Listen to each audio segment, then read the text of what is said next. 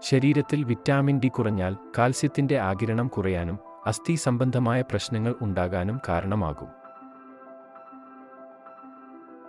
Vitamin D കുറഞ്ഞാൽ പേശികളുടെ ബലഹീനതയ്ക്കും പേശിവേദനയ്ക്കും കാരണമാകും.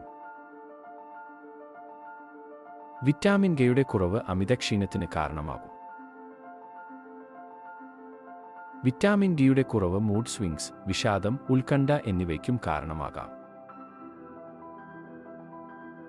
രോഗപ്രതിരോധ പ്രവർത്തനത്തിൽ വിറ്റാമിൻ ഡി ഒരു പ്രധാന പങ്ക് വഹിക്കുന്നു. അതിനാൽ വിറ്റാമിൻ ഡിയുടെ കുറവ് മൂലം പ്രതിരോധശേഷി കുറയാം. ചിലരിൽ വിറ്റാമിൻ ഡിയുടെ കുറവ് മൂലം മുടികൊഴിച്ചിൽ ഉണ്ടാകാം. മേൽപ്പറഞ്ഞ ലക്ഷണങ്ങൾ കാണുന്ന പക്ഷം സ്വയം രോഗനിർണയത്തിന് ശ്രമിക്കാതെ നിർബന്ധമായും ഡോക്ടറെ കൺസൾട്ട് ചെയ്യുക.